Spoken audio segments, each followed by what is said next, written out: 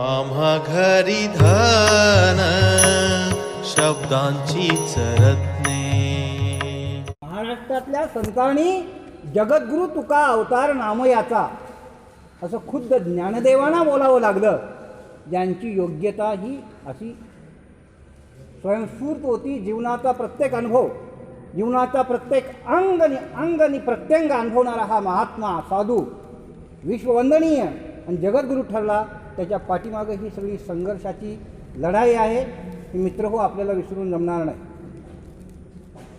आपल्याला जगद्गुरू तुकोबारायांचं जीवनचरित्र प्रत्येकाला भावलेलं आहे. आणि तुकोबारे स्वतःही म्हणतात अभंगामध्ये की जो वरीनं झाले तुक्याचे दर्शन तो वरी हे अवघे सांसारिक. या वचनाचा विचार करा, लक्षात घ्या. महाराज कुणाला बोलत आहेत? आपल्याला नाही. लक्षात घ्या, तुक्या कळणं, समजून घेणं, जीवनात उतरवणं फार अवघड गोष्ट आहे. मांडणं सोपं आहे. तुकाराम मांडणं, प्रसिद्धी मिळवणं, ऐश गाड्या बंगला सगळं उभा खडं करणं, एका वैराग्यवंत वैराग्यमूर्ती, त्यागमूर्ती, ज्याला आपण भक्ती ज्ञान वैराग्य हे ज्यांच्या रोमारोमामध्ये ठासून भरलं होतं, अशा तुकोबारायांच्या जीवनचरित्र सांगून मोठं होता. येणं सोपं आहे मित्र हो. पैसा मिळवणं सोपं आहे, प्रसिद्धी मिळवणं सोपं आहे.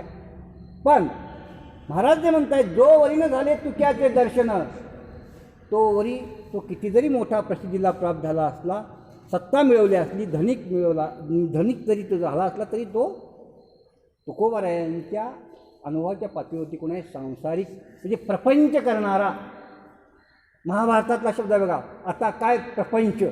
शकुनीचा प्रपंच, कृष्णाचा प्रपंच म्हणजे रचनात्मक व्यूह जे आहे ते आपल्या प्रसिद्धीसाठी, सत्ता संपत्तीचा जो स्टंट आहे, हा प्रपंच करणारे बाकी आहेत. पण तुकाराम पचणं फार अवघड आहे. मगाशीच महाराज म्हणले की महाराष्ट्राला तुकाराम जर पचला असता तर आपल्याला हा अन्याय सहन करत बसायची वेळ आली नसती. पण महाराज पोचले नाहीत म्हणायचं, पोचवले नाहीत म्हणायचं, काय म्हणायचं नेमकं? पोचवले नाहीत, पोचू दिले नाही. फार मोठा चिंतनाचा विषय, समीक्षणाचा विषय हा. लक्षात घ्या, संत वाङ्मय समीक्षणाचा विषय आहे की संत वाङ्मयामध्ये जी प्रचंड आज घुसळण झालेली आहे किंवा प्रचंड जे मिसळण झालेली आहे, ती विवेकपूर्ण काढण्याची आज तशा प्रकारची मानसिकता निर्माण होणं फार महत्त्वाचं आहे. लक्षात घ्या, आज स्वातंत्र्य आहे आपल्याला, लोकशाहीमध्ये पूर्ण स्वातंत्र्य आहे. आणि स्वातंत्र्य आहे म्हणून तर आपण ते बोलू शकतो, उघडपणे मांडू शकतो. हे सुद्धा फार अवघड होतं. आज तुकोबारायांच्या कालखंडामध्ये किती प्रचंड काही मांडायचं म्हटलं तर किती अवघड स्थिती होती. धर्माचा विचार शुद्ध मांडायचं म्हणजे किती अवघड होती. ही स्थिती आपण सर्वांनी पाहिलेलं आहे. त्या अगदी महापुरुषांना बलिदान द्यावं लागलेलं आहे जीवनाचं समग्र. तसं आपल्याला जर काय दिव्यत्वाची प्रचिती घ्यायची असेल आणि द्यायची असेल जगाला, तर आपल्याला आपलं बलिदान द्यावं लागेल. जगात त्यागेन एकेन अमृतत्व मानसू. प्राचीन ऋषीमुनींचं वचन आहे, एका त्यागानं अमृतत्व अमरत्व तुम्हाला प्राप्त करता येईल. अमरत्व प्राप्त करायचं म्हणजे काय कुठे स्वर्गात जायचं, काय वैकुंठात जायचं का? नाही. ज्या समाजात आपण महान झालो, वाढलो, मोठं झालो, त्या समाजाप्रती आपण देणं लागतो. हे सर्व संतांनी जाणलं होतं, महापुरुषांनी जाणलं होतं आणि त्यांनी जीवन झुकून समाजासाठी दिलं.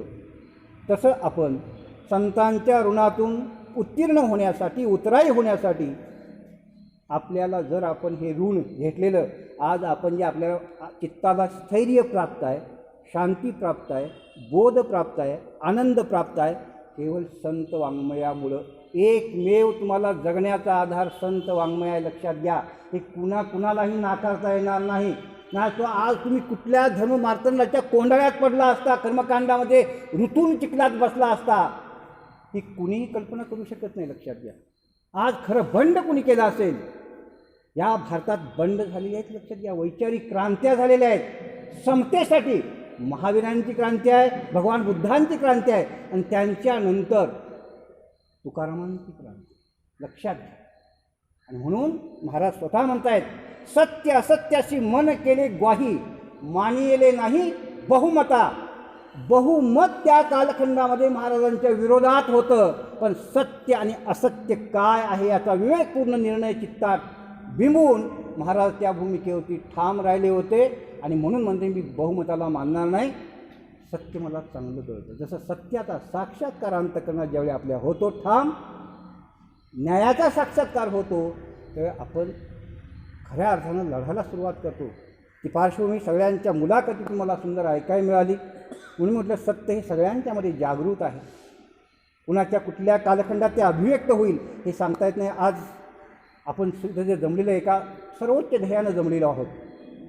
प्रत्येकाने आपला मुलाखत परिचय करून दिला आहे, चांगल्या प्रकारे दिलेला आहे. मी जास्त माझा जीवनचरित्र परिचय करून देण्यामध्ये वेळ घालवणार नाही.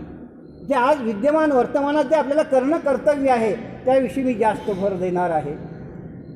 तरीसुद्धा थोडक्यात मी तुम्हाला सांगतो, माझा जन्म एका कुणब्याच्या पोटी, शेतकऱ्याच्या पोटी, ग्रामीण भागामध्ये कागल तालुका म्हणजे राजर्षी शाहू महाराजांचा जो तालुका आहे तिथून ते दत्तक गेले कोल्हापूरच्या राजघराण्यामध्ये. त्या कागल तालुक्यामध्ये सावर्डे बुद्रुक नावाच्या एकदा असा निसर्गरम्य डोंगराळ भागामध्ये एका प्रामाणिक कष्टाळू लंगोटी बहादर म्हणा, काय 24 तास शेतात असायचे. शाळा काय ही माहीत नाही, शिक्षण माहीत नाही. अशा एका मी प्रामाणिक शेतकऱ्याचा मुलगा, बालपणापासून निसर्गातच वाढलो. गाव डोंगरामध्ये, शाळा डोंगरामध्ये, गावाच्या बाहेर शेती, शेतातच वाढलो. दर्शन फक्त गावाच्या शाळेत जाताना येताना व्हायचं, कारण गावाच्या वरती डोंगरात शाळा. पण त्याचा परिणाम काय झाला की तुकोबाराया जे म्हणतात ना, वृक्षवल्ली आम्हा सोय रे वणचे रे, पक्षीही सुस्वरे आळविती, येणे सुखे रुचे एकांताचा वास. हे माझ्या भाग्यानं मला त्या कालखंडात हे प्रवास सगळा झाला. वृक्षवल्लीच्या सहवासातच राहणं, सूर्यास्त सूर्योदयाचं आकर्षण. दररोज शाळा सुटल्यानंतर मी कुठलाही उपासक नव्हतो, कुणाचाही नव्हतो, पण बालपणापासून त्या कर्णाला कसं अद्वितीय एक ओढ होती सूर्यदेवाची, तसं मी फक्त सूर्याला वंदन करायचो, प्रकाशमान म्हणून एक वेगळा आनंद. आणि मावळताना शाळा सुटल्यानंतर घाई व्हायची, हुरहुर लागायची, अरे शाळा जरा काहीतरी ढगाळ वातावरण झालं तर सूर्याचं दर्शन नाही झालं तर, असं मला एक ओढ होती विलक्षण. तेवढीच म्हणजे बालपणापासून अकृत्रिम नैसर्गिक घेऊन आलेली उपासना सूर्यदेवांची. ह्या उपासनेत पुढे चालत असताना माझं शालेय शिक्षण अगदी ग्रामीण भागातच झालं. त्या गावात हायस्कूल होतं योगायोगानं 10वीपर्यंत. पण वयाच्या 12व्या वर्षी मोठा इतिहास आहे संघर्षाचा जीवनातला, पण थोडक्यात सांगतो. माझे 7 भाऊ आहेत, त्यात सगळ्यात मी लहान, 2 बहिणी, सगळेच मोठे, मी सगळ्यात लहान. मधले भाऊ जे होते ते पैलवान होते, पण त्यांना अचानक वैराग्य निर्माण झालं आणि ते 12 वर्षी या भंडाऱ्या डोंगरावरती येऊन त्यांनी साधना केली. शालेय शिक्षण नसताना बरं का, अखंड भजन करायचं महाराजांचं आणि अक्षर ओळख करून घेऊन महाराज गाथ्याचं पूर्ण चिंतन केलं. म्हणजे मोठ्या भावानी मधल्या घराण्याला काय आध्यात्मिक पार्श्वभूमी वैराग्याची परमार्थाची म्हणतात ना, वारकरी घराणा आहे, वारकरी परंपरेत आहे, पण असं काहीही नसताना शून्य. माझे तर एक चुलते होते, त्यांचं नाव आत्माराम होतं. म्हणजे आत्मा कशाला म्हणतात हे सुद्धा आपल्याला त्यांना माहीत नव्हतं, पण नाव ठेवलं होतं आत्माराम. आणि वडिलांचं नाव दादू. आता लक्षात घ्या, ही पार्श्वभूमी नसताना अचानकच मोठ्या मधल्या भावांना वैराग्य निर्माण झालं. तर तसे म्हणजे जणू काय आम्ही घराण्याची काही समाजाची सेवा वाटून घेतल्यासारखं. आज 2-3 मिलिटरीत जाऊन आर्मीमधून रिटायर होऊन घरी आहेत, शेती करतात, कोणी निवृत्त सर्व्हिस करतात, 2-3 शेती करतात. एक जे महाराज आहेत ते पण चांगल्या प्रकारे आदर्श शेती करून समाजाचं प्रबोधन करतात. म्हणजे कुठल्याही प्रकारची अपेक्षा समाजाकडून न ठेवता एक समाजाचं कल्याण व्हावं म्हणून.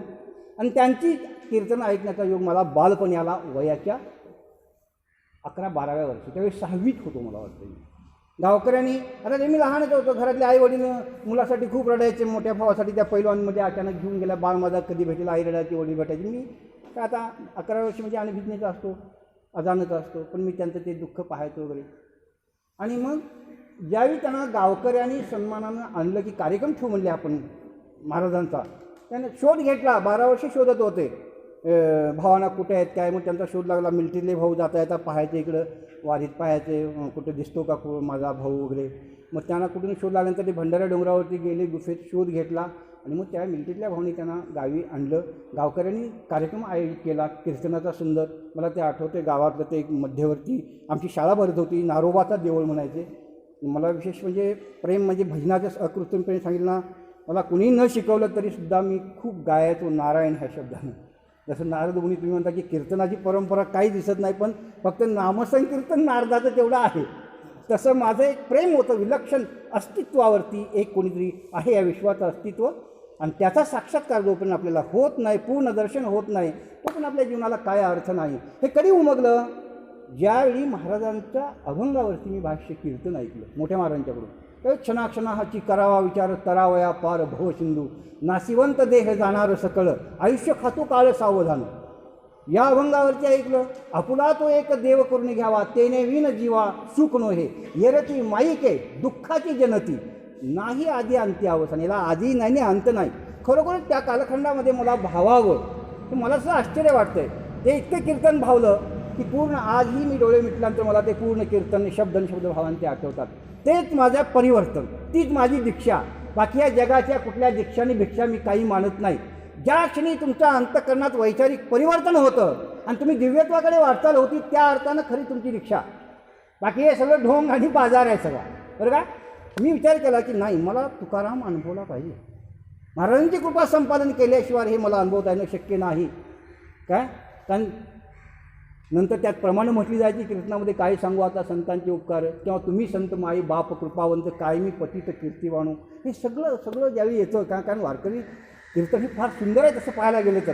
काय सात्विक पद्धतीचं आहे. त्याच्यामध्ये आज तमाशगिराचा सर्व प्रकार सुरू केला. काय काय उपमा दिल्यानं तुम्ही महाराजांच्या खऱ्याच आहेत. पूर्वीची कीर्तनं जी होती ना, ती मनाचा वेध घेणारी होती, ठाव घेणारी होती, खरोखर वैराग्य निर्माण करणारी होती. काय आणि एक शोध आणि बोध ईश्वराचा घेईपर्यंत जिज्ञासा निर्माण करणारी अशी अवस्था कीर्तन त्या कालखंडातल्या विचारवंतांची मी ऐकले प्रत्यक्ष. आज माझे गुरु म्हणून या जगात कोणी नाहीत. साक्षात गुरु म्हटलं तर तुकोबारायच माझे गुरु. प्रेरणास्थान मी फक्त महाराजांनासुद्धा म्हणतो, तुमचे गुरु मला ज्या विचारतात मी म्हणतो की माझे प्रेरणास्थान महाराज आहेत, मोठे भाऊ, पण माझे गुरु जगद्गुरू आहेत. कारण तिथून मी लगेच ते कीर्तन झाल्यानंतर ते पंढरपूरला गेले. ते थांबत होते चातुर्मासामध्ये, पूर्वी परंपरा होती अध्ययनाची, 4 महिने अध्ययन करायचे पंढरपूरमध्ये थांबून.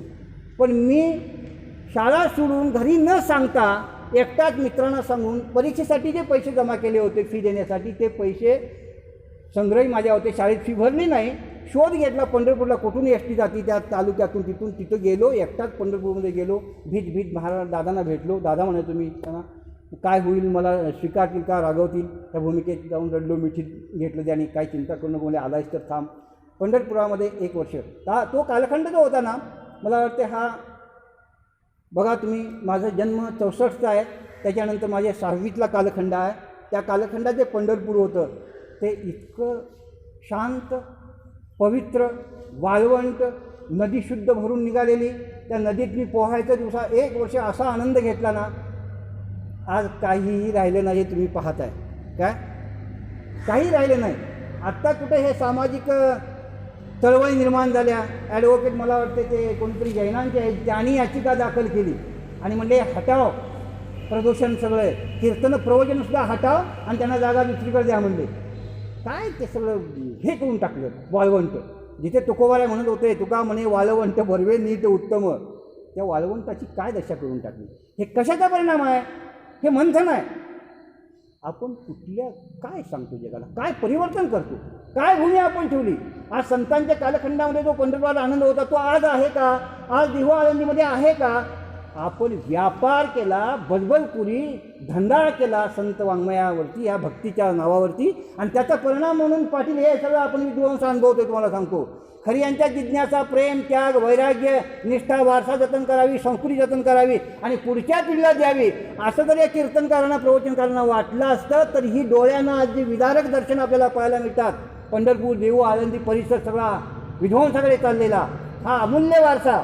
मी शासनाला सांगत होतो काय की ही एवढी भूमी तरी वगळा ह्या इंडस्ट्रियल एरियातून. कुठली इंद्रायणीचा संपूर्ण पंचक्रोशीचा परिणाम हा जो क्षेत्र आहे, महाराष्ट्राची संस्कृती इथून धडे घेऊन जाते, जीवनाचं प्रेरणा घेऊन जाते. इथे काही करू नका. आपण शासनानं ऐकलं नाही, भूसंपादनाचे शिक्के मारले, जमिनी संपादित केल्या, करायचे वाटो आज होत आलेला आहे.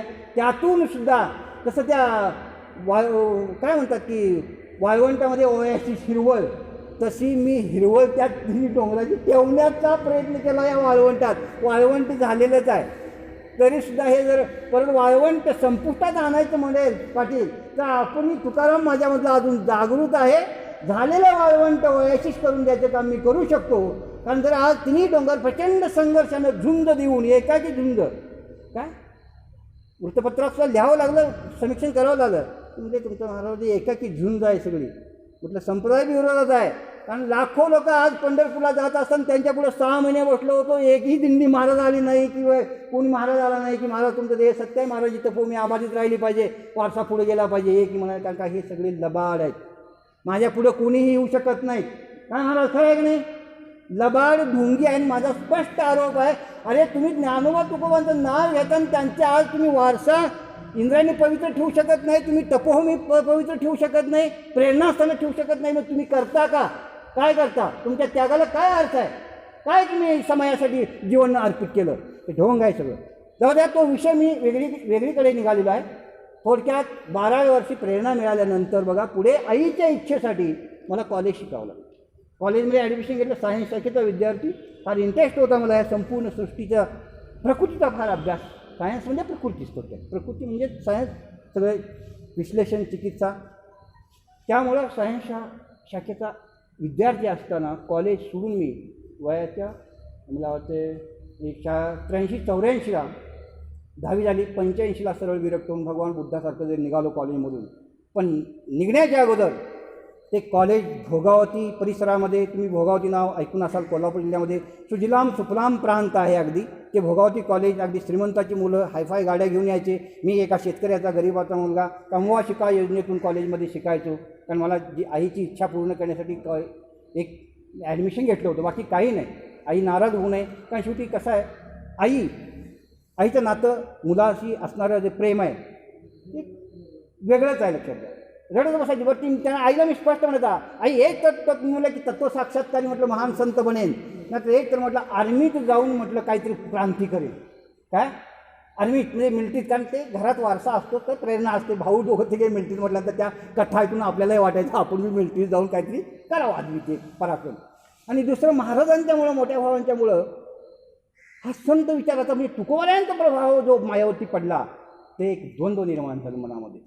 एक तर म्हटलं अद्वितीय तत्वसाक्षात्कारी संत महाराजांच्या भूमिकेत जाईन म्हटलं, नाहीतर आर्मीत जाईल.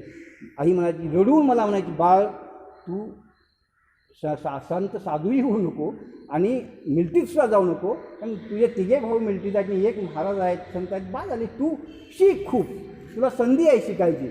आमच्या घरात कुणी शिकलंच नाही एवढं. शिकले एक मोठे ग्रॅज्युएट झाले, पण ते शिकलेले आणि भकलेले या पद्धतीने ते वाहवत गेले अहंकारामुळे. पण त्यामुळे माझ्यावरती भिस्त होती, आशा होती सगळ्यांची मी शिकावं, मोठं व्हावं. पण शेवटी अर्जुनासारखं मनामध्ये हे निर्माण झालं, ज्याला आपण काय म्हणतात, युद्धाच्या वेळीच नेमकं द्वंद्व निर्माण झालं विचारांचं. काय करायचं? कॉलेजला ॲडमिशन याच्यानुसार घेतलं, इच्छेनुसार 1 वर्ष सायन्स पूर्ण केलं, परीक्षाही दिली. परीक्षेचा निबंध होता, मला वाटतं एक मराठीचा पेपर असतो सायन्समध्ये सुद्धा, मराठी म्हणून, त्याच्यामध्ये लिहिला पण होता. कॉलेजचा पहिला दिवस. आता मी त्यात लिहिलं होतं की हा कॉलेजचा माझा शेवटचा दिवस, त्यातच शेवटी ओळ लिहून टाकली, कारण मला थांबवायचं होतं कॉलेज काय. आणि मग ग्राउंडमध्ये बसलो, रडत बसलो अक्षरशः. का तुकोबारांच्याविषयी विलक्षण प्रेम असल्यामुळे महाराज म्हटलं तुम्हीच मला प्रबोध करू शकताय, मार्गदर्शन देऊ शकताय. आणि त्याच क्षणी दिव्य भावावस्थेमध्ये महाराज उठ, क्षण चल म्हणले, ही हाच क्षण आहे, तुझी प्रबल इच्छा आहे ना, तर निघ, तुला दोन्हीही देतो, संघर्षही देतो आणि साधुत्वही देतो. दोन्ही इच्छा होत्या ना, दोन्ही इच्छा पूर्ण करायच्या. आणि माझा तो फिंड होता, मला लढावं असं वाटायचं आणि एकीकडे वाटायची तत्व साक्षात्कारी साधू संत. महाराज म्हणतात ना, जोरीनं झाले तुक्याचे दर्शनं. आपण सांसारिक म्हणून मारायचं नाही म्हटलं, तुक्याचं दर्शन घेऊनच मारायचं. अद्वितीय अनु रेणुया ठोकळा तुका आकाशा एवढा, माझ्या रोमामध्ये सुद्धा जर तूच भरलेला आहेस तर त्याची प्रचिती मला अद्वितीय आलीच पाहिजे. ही माझी भूमिका घेऊन मी तिथून निघालो. सरळ चालत आलो.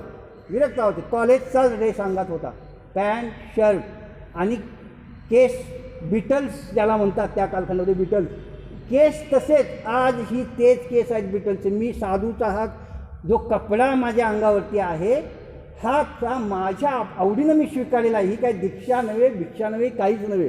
पहिल्यानं वारकरी संप्रदायाची प्रकर्षाने मी सुंदर कीर्तनं केले आहेत, हजारो प्रबोधन केलेलं आहे जिल्ह्यामध्ये. ह्या परिसरामध्ये तुम्हाला प्रत्येक गावात एक कीर्तन आहे काय सांगतीलच, महाराजांचं कीर्तन झालं आहे. पण माझं सांगणं त्या भूमिकेवरती, देवान विसरून बोलायचो आणि बोधावरती या. अरे सत्ता संपत्ती राहील ठाई जे ठाई, असा सांगणारा तुकाराम. मद करू नका म्हटलं, सत्तेत आणि संपत्तीचा दिव्यत्वाची प्रचिती घ्या, अमरत्वाची प्रचिती घ्या. तुम्ही अमर आहात, अमर आहा, अमर आहा. खरे की पहा खोटे हे न म्हणा देह माझा ऐसा, मग भरवसा करेल असा म्हणणारा तुकाराम. आणि संकोचून कार्य झालाशी लहान, आणि संकोचून मी क्षुद्र आहे, माझ्यातनं काहीच होणार नाही असं कशाला म्हणत बसला रडू म्हणले. तुकोबारायांची वचन आहेत. मला तुकाराम का प्रिय? कारण तुकाराम तुम्हाला एवढा महान बनवू इच्छितो, तुम्ही क्षुद्र होऊन मरू नका असं तुकोबाराने सांगायचं आहे. संकोचोनी कार्य झालाशी लहान, ध्येय आपोषण ब्रह्मांडाचे, ब्रह्मांड आठवून टाकण्याची ताकद तुझ्यामध्ये आहे असा म्हणणारा तुकाराम. तो बालपणी मला भावला आणि म्हणून मला त्याची प्रचिती आत्मदर्शन घ्यावं म्हणून मी घरातून विरक्त होऊन निघालो. ज्यावेळी निघालो त्यावेळी सगळ्या भूमिका तपासत आलो जागी जागी, सातारा जिल्ह्यामध्ये, सांगली जिल्ह्यामध्ये. पण शेवटी महाराजांच्या भूमिकेत मला पराशांती प्राप्त झाली. उन्मन तुर्या ज्याला म्हणतात, रामकृष्ण नामी उन्मनी सादरी तयाशी लादली सकल सिद्धी. सत्य आहे की उन्मन मन होतं.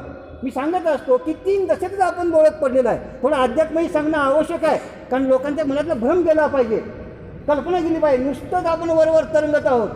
आपण जागृती, स्वप्न, सुषुप्ती 3 अवस्था आपल्या प्रचितीत आहेत. आपण जागृतीतला संघर्ष अनुभवतो, स्वप्नात काही संघर्ष अनुभवतो आणि गाढ झोपेत तर अस्तित्व हरवून बसतो. पण तिन्हींच्या पलीकडे काय अस्तित्व आहे का? आहे, उन्मन दशा. आणि सर्व प्राचीन कालखंडापासून तुम्हाला तुर्या आणि उन्मन हे 2 शब्द मिळतील. तुर्या आणि उन्मन ही भोगता येते आणि तुर्यामध्ये आणि उन्मनमध्ये पाटील आत्मसाक्षात्कार होतो, आत्मदर्शन होतो. त्यावेळी धन्यता प्राप्त होते. धन्यता जीवाशी आली असं होतो, त्याला मोक्ष म्हटलेला आहे. अनेक नावानी ज्याला भगवान बुद्ध सम्यक, महावीर सम्यक दर्शन, भगवान बुद्ध निर्वाण, ऋषीमुनी मोक्ष, ज्याला ज्ञानी आत्मदर्शन म्हणतात, साधू संत ईश्वर दर्शन म्हणतात. हे एकच आहे. शब्द योजना फक्त भिन्न कालानुसार झालेली आहे, पण हे पूर्णत्व. मग तिथेच भीती. मग तुम्ही म्हटला मरण माझे मरून गेले मज केले अमर, याची देही याची डोळा भुगू मुक्तीचा सोहळा. हा दिव्यत्वाची प्रचिती ज्या भामचंद्रावरती भंडाऱ्यावरती मी 85 नंतर घेतली. महाराष्ट्रात अनेक ठिकाणी मी गेलो, म्हणजे माझ्या मित्रांच्यामुळे एकांतात राहिलो. परभणी जिल्ह्यामध्ये सुद्धा मला वाटतं मी गंगाखेड तालुक्यामध्ये तिथं फळा फरकंड्याला मोतीराम महाराजांची गोदावरी ठिकाणी साधना होती. मला वाटतं केरी गोवेकर आहेत ना आपले मित्र. म्हापशाला माझे एक मित्र होते, ह्याला हातुर्ली म्हणून, हातुर्लीला सुद्धा 1 वर्ष होतो. तिथे माझे एक मित्र होते हे मामलेदार. तर त्यांनी मला 1 वर्ष आपल्या सुंदर, तर गोव्यातलं वातावरण म्हणजे काय हरित क्रांती, काश्मीरच प्रति असं वाटलं मला. 1 वर्ष साधनेला जिथे होतो गोव्यात. आता हे जीवनचरित्र का सांगत नाही, कारण अद्भुतच सगळं आहे कथा जीवनातल्या. उत्तर भारतात गेलो, सर्व पाहिलं, अयोध्या पाहिली, द्वारका मथुरा सगळ्या पाहिल्या, कुठे काय पण कुठेच मन इंटरेस्ट वाटला नाही. कारण शेवटी तुकाराम जीवन दर्शन जे आहे अद्वितीय आणि अद्भुत, जगाचं परिवर्तन करणारा. म्हणून मला यावेळी प्रेम निर्माण झालं, महाराजांच्या प्रती आलो, महाराजांनी कृपा केली. अनुभवल्यानंतर मला सगळं फिका वाटायला लागलं, सगळं हे बाकीचं सगळं थातूर मातूर आणि फसवणूक वाटायला लागली. त्यामुळे भूमीतून कुठेही जाण्याचा संकल्प केला नाही. मला म्हटलं इथे देह ठेवायचा, या भूमीत पूर्णत्व अनुभवलं, तिथे देह ठेवायचा. पण त्याच्यानंतर ज्यावेळी हे विध्वंसाकडे निघालं, शेतकऱ्यांनी जमिनी विकल्या, भूसंपादनाचे शिक्के भामचंद्र भंडारा परिसरामध्ये, आता म्हटलं वाटोळच होणार. मग शासनाला विरोध करायला सुरुवात केली. शेतकऱ्यांना सांगितलं जमिनी विकू नका, विरोध करा, आंदोलन करा. पण तुम्हाला माहिती आहे शासनाच्या नेत्या किती कूटनीती असतात. शासनानं म्हणजे नेत्यांनाच उभं करायचं आंदोलन करायला, मग पैसे वाढवून, भाव वाढवून लोकांचे ते आंदोलन जिरवायची. तुम्हाला साहेब माहीत आहे आता कसं प्रस्ताव ते बैठक आणि चर्चा आणि संवाद यंत्रणा कशी राबवतं शासन. शेवटी हतबल झाले, शेतकरी जमिनी घेऊन टाकल्या आणि यामध्ये भामचंद्र डोंगरसुद्धा विकला गेला. ही खेदाची गोष्ट. 75% डोंगर भामचंद्रजी महाराजांची साक्षात्कार भूमी म्हणून आज गाथ्यात आहे. आज शासनानं प्रकाशित केलेला जो गाथा आहे महाराज, त्याच्यामध्ये महाराजांचा अभंग आहे बरं का, की 15 दिवसा माझी साक्षात्कार झाला, विठोबा भेटला निराकार. भामगिरी पाठारी वस्ती केली जाणवृत्ती स्थिरावली परब्रह्मी. निर्वाण जाणवणी आसन घातले, ध्यान आरंभिले देवाजीचे. त्यावेळी किती घनदाट जंगल असेल हे खोपरे साहेब मी तुम्हाला सांगितलं, की सर्प विंचू व्याघ्र अंगाची झोंबले, पिडूजे लागले सकळीक. पण महाराज ठाम निर्वाण मानूनच बसले होते. दीपकी कर्पूर जैसा तो विराला तैसा देह झाला तुका म्हणे.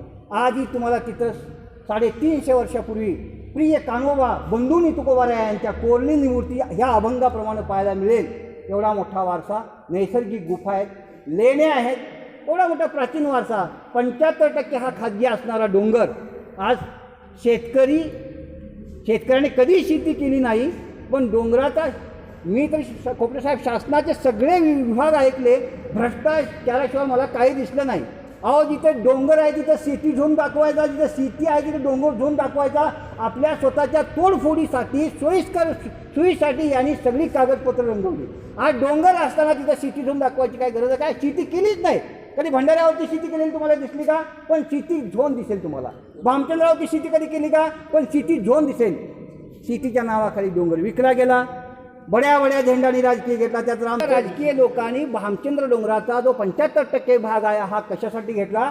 खाणीसाठी आणि फुडून सप्लाय MIDCला सप्लाय करायचा. MIDC इंडस्ट्रियल एरिया जे कंपन्या सुरू झाल्या त्यांच्या सपाटी करण्यासाठी भरावासाठी भामचंद्र तोडायचा. एक मत संगणमताने सगळ्यांनी केला. मी ज्यावेळी प्रचंड विरोध केला त्यावेळी सगळ्या नेत्यांनी माझ्या विरोधात मंत्रालयात प्रस्ताव टाकलेले आहेत. लक्षात घ्या. काय शेतकऱ्यांनी बंड केले माझ्या विरोधात. वास्तविक त्यांनी बंड करायला पाहिजे होतं तुकोबारांची तरफुमी वाचवण्यासाठी, पण त्यांनी वाचवणाऱ्याच्या रक्षण देण्याच्या भूमिकेमध्ये बंडखोरी करून आज सगळी कागदपत्र पोलीस स्टेशनमध्ये माझ्या बाबतीत फायलीच्या फायली मिळतील. काय सगळे खोटे ग्रामपंचायतीचे ठराव मिळतील प्रात गावामध्ये की मधुस्मारांचा इथे काही संबंध नाही. सगळं जे काही रंगवायचं जेवढे आरोप प्रत्यारोप करायचे सगळे आरोप प्रत्यारोपाने मी पूर्ण उरलेलं आहे. माझ्यावरती हल्ले झाले हे करत असताना, संरक्षण करत असताना 2009ला संपूर्ण मंदिर पेटवलं गेलं. त्यात डॉक्युमेंट्स, कागदपत्रे, ऐतिहासिक दस्तावेज, माझं प्रिय संशोधन, लिखाण, चिंतन सुंदर जे होतं ते पेटवलं गेलं. म्हणजे तसं फिनिक्स पक्षासारखं परत त्या राखेतून उडालो. काय म्हटलं सुंदर काय महाराज जोपर्यंत मला प्रेरणा देतात तोपर्यंत शांत बसायचं नाही. परत उठलो, परत सगळी कागदपत्र, माहिती अधिकार परत प्राप्त केली, परत फायलिंग सुरू झालं. पुरातत्वकडे डोंगर वर्ग करायला कारणीभूत पाडलं. त्यावेळी दिलीप मोहिते असो कोणी असो, साहेब मी तुमच्या अधिकाऱ्यांना सुद्धा शिव्या दिल्या. कारण म्हटलं तुमचं काम नाही का? कारण त्याच्यात त्या राज्य संविधानामध्ये एक घटना आहे. तसं म्हणजे पोलिसांना जर तक्रार केली, पोलीस यंत्रणेने जाऊन तिथे विध्वंस राज्य संरक्षित स्मारकाचा थांबवला पाहिजे. हे काम पोलिसांचं आहे. म्हटलं मी तर आमदार प्रशासकांचा काही संबंध नाही, तुमचं काम आहे. त्यावेळी घाडगे साहेब होते इथे चाकणला. आता हे सगळे राजकीय भावनांच्या हाताखाली काम करणारे हे काही करू शकले नाहीत. म्हणजे फोनाफोनी तेवढी लावून दिली. त्यावेळी माझ्याकडे फोनही नव्हता, काय नव्हता. डोंगरात एकांतात चिंतका असल्यामुळं काही मला इंटरेस्टच नव्हता. या जरी सायन्स शाखेचा विद्यार्थी असतील तरीसुद्धा मी पूर्ण विरोध झालो होतो. त्यामुळे याच्यातून जगाचा यंत्रयुगानं काही फायदा होणार नाही. यंत्रयुगे फार माजला अकांत. हा अकांत मी पहिल्यांदा बोलला, मला नो इंटरेस्ट याच्यामध्ये. पण पर्यावरणावरती मी अपार प्रेम केलं, निसर्गावरती प्रेम केलं. आणि म्हणून मी आताही सांगत असतो, धर्म म्हणजे काय?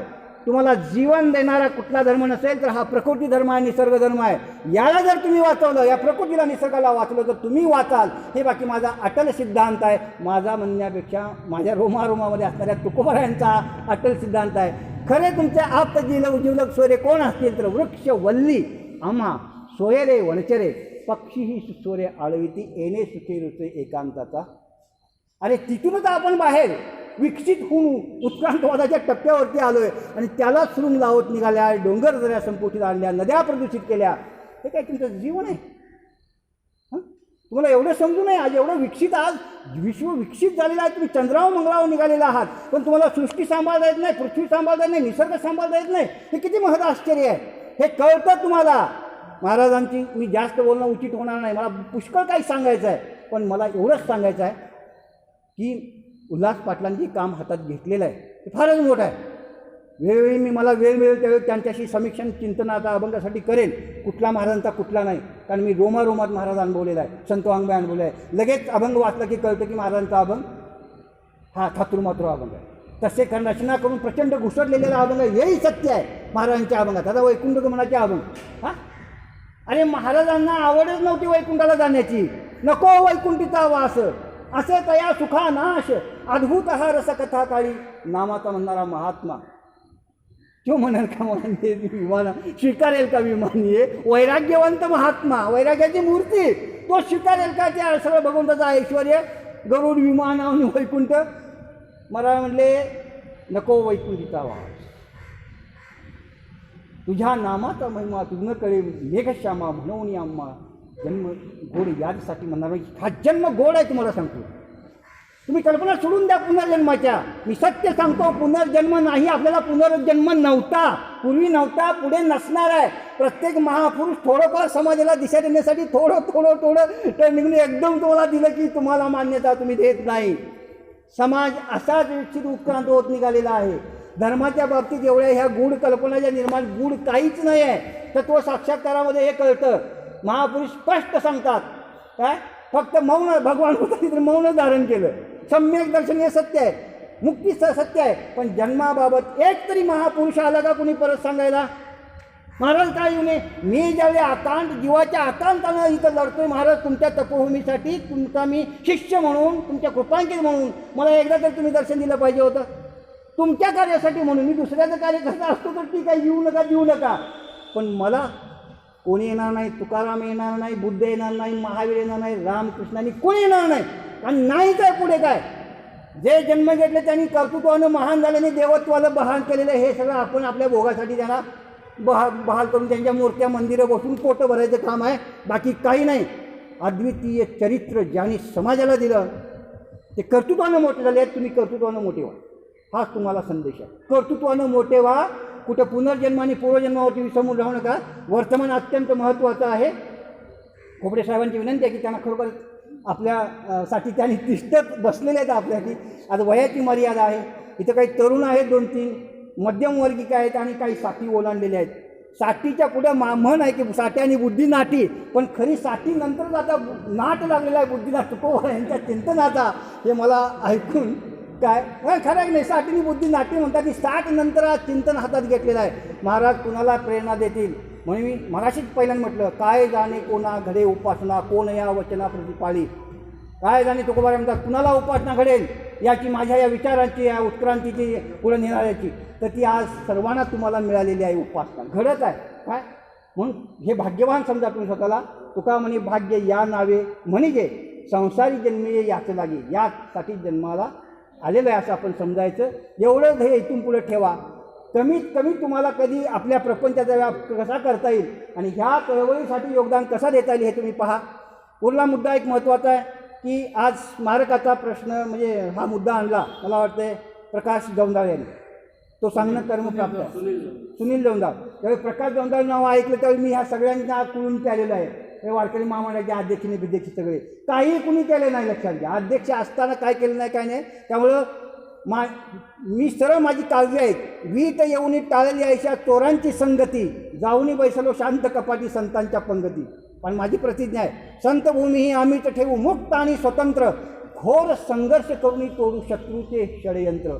हे शत्रूचं षडयंत्र तोडून टाकण्याची ताकद तुकारामांच्या भक्तात आहे, हे तुम्ही विसरू नका. जर आपण तुकारामांचे भक्त आहोत ते राजकीय लोकांचं, महाराज लोकांचं षडयंत्र बंड उचकटून फेकून आपण देऊ शकतो. एवढा आत्मबल तुकोबाने देऊ शकता, दुसरं कोणी देऊ शकत नाहीत.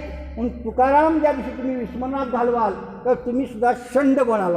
मला खरं सांगतो, तुकाराम जागता ठेवा, काय साधा ठेवा रोमारोमामध्ये. अनु रेणू या थोकडा तुका आकाशा एवढा. अरे तुमच्या अनुरेणूमध्ये कोण आहे आज? तुकारामच नाचतोय असं तुम्ही नसा नसा तुम्ही ते नाचते. संतांचे अस्सल रक्त असं तुम्ही ज्यावेळी जागृती कराल ना त्यावेळी तुम्ही बंड करून उठाल, पेटाल.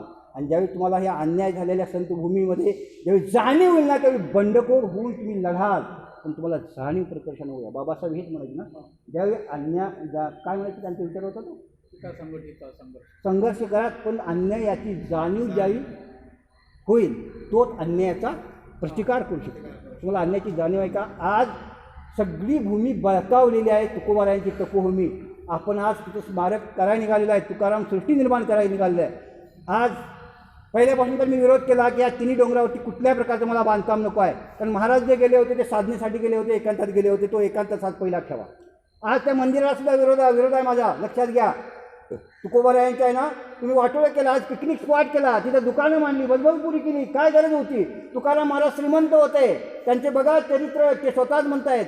हां, पण देहूत एवढा वैभव असताना डोंगरात जाऊन बसायची काही गरज नव्हती. पण तिथं त्यांना सुंदर आलिशान बंगला बांधता आला नसता, मंदिर बांधता आलं नसतं स्वतःसाठी. का करू शकले नाहीत? पैसा नव्हता महाराजांच्याकडे. अरे श्रीमंत माझ्याकडे घ्या, तुम्हाला देईन पाटील. माझ्याकडे एक इंदोर संस्थान म्हणून मी ज्यावेळी तरुणावस्थेत फिरत होतो ना भारतात, तर इंदोर संस्थानमध्ये मला एक तुकोबारायांची वही मिळाली, हस्तलिखित, आणि त्याच्यावरती एक चित्र होतं. त्याच्याखाली होतं श्रीमंत तुकाराम महाराज. काय होतं? श्रीमंत तुकाराम महाराज. खरोखर महाराज श्रीमंत होते. हा मग भिकार कीर्तनकारांनी हे केलेलं आहे, महाराजांचं चरित्र बदनाम केलेलं आहे. काय? 18 विश्व दारिद्र्य महाराजांच्या घरी होतं आणि हे होतं. अरे ते देशोदेशी व्यापार होता महाराजांचा. आज पनवेलला जाताना विश्रांती घेतात. म्हणजे सांगायचं काय? हे बदला. पण त्या महापुरुषाचं वैशिष्ट्य असं की सर्वस्व अर्पण केलं जगाला. असा वैराग्यवंत महात्मा कोण आहे का? तुकारामच. फक्त स्वतःचं सगळ्या ऐश्वर पाहवत नाही म्हणून बुडते हे जन न देखावे डोळा येतो कळवळा म्हणून या. असा कळवळा या महाराज लोकांच्याकडे सत्ता आणि संपत्ती ज्यांनी प्रचंड मिळवली तुकोबा ज्ञानोबारांच्या नावाखाली, संत वाङ्मयाखाली, त्यांच्याकडे हा कळवळा आहे का? ते तर लुटतच निघालेलं आहे समाजाला. हे काय चोर करणारे संत भूमिमुक्त करू शकणार नाहीत? तुमच्यासारखा क्रांतिकारक बंडखोर ती भूमी आधार करून देईल म्हणून काय जाणे कोणा घडे उपासना. भाग्यवंत आहात तुम्ही, त्या ध्येयाप्रती तुम्ही आलेला आहात. हा जो मुद्दा आहे तुकाराम सृष्टीचा, मी 2011ला दोन्ही डोंगर राज्य संरक्षित स्मारक म्हणून घोषित करायला शासनाला भाग पाडलं लेणे ॲक्टखाली. कारण का परमार्थिक ज्यावेळी कमी पडले त्यावेळी म्हटलं आता लेणे प्राचीन आहेत, त्याचे कायदे आहेत, संविधान आहे, त्या माध्यमातून तरी मला म्हटलं हवे आहे प्रोटेक्शन म्हणून. तुम्हाला बघा हे संपूर्ण अधिसूचना भामचंद्राची आहे, हे नियमावली आहे पुरातत्व संविधानची, ही आलेली शासनाची पत्र आहेत. हा भामचंद्र डोंगर संपूर्ण प्रोटेक्शन मिळवलेला आहे. ही बाहेरची बाउंड्री दिसती ही 300 मीटर आहे. म्हणजे भामचंद्र उतरता जो पायथा आहे पायथ्यापासून 300 फूटमध्ये 1000 फूट मोकळी करायला आपण लावू शकतो नियमाप्रमाणे. आणि आपली शिवसृष्टी भामचंद्राच्या संपूर्ण आज 1000 फूट आणि संपूर्ण 250 हेक्टर डोंगर आहे. किती? 250 म्हणजे 750 एकर हा डोंगर भामचंद्र आहे. 750 एकर डोंगर भंडारा आहे. हे दोन्ही डोंगराचा पायथा आपण आझाद ठेवून, मुक्त ठेवून प्रतिज्ञा करा फक्त संतभूमी ही अमित ठेवू, मुक्त आणि स्वतंत्र. पण हे षडयंत्र यांचं जे आहे ते हाणून पाडलं पाहिजे राज्यकर्त्यांचं. यांचे जे हितसंबंध आहेत, नातेसंबंध आहेत. देऊकाराने सुद्धा मला विरोध केलेला आहे, प्रस्ताव पडला आहे. तुम्ही कोण म्हणले? आम्ही वंशज असताना म्हणले आम्ही आमचं काम असताना तुम्ही करायचं तर संबंध काय? अरे मग तुम्ही करा ना. तुमच्या अंगात तुकाराम आहेत का? हां आज आहेत का? कारण तुकोबारे म्हणले होते संतांचे ते आप नव्हते, संत तुम्हाला खालीच करून टाकले तेव्हा, कारण तुम्ही पोट भरू होणार आहे त्यांच्या नावाखाली आवाज आहे. आणि आम्हाला जर निवडलं असेल काय, आम्हाला जर निवडलं असेल तर तुकारामाने ते पाहिजे जातीचे एवढी निश्चित प्रतिज्ञा करा. गेरा गबाळ्याचे हे अंत्य काम नव्हे. आज भंडारा मी 2011ला राज्य संरक्षित स्मारक केलेलं आहे. भामचंद्रसुद्धा राज्य संरक्षित स्मारक म्हणून केले आहे. वा ही कागदपत्र संपूर्ण अधिसूचनेसह तुमच्यापुढे फक्त दिग्दर्शन म्हणून सादर करतो. हा संपूर्ण भंडारा बाँड्री सकट आहे संपूर्ण. तर अशा प्रकारे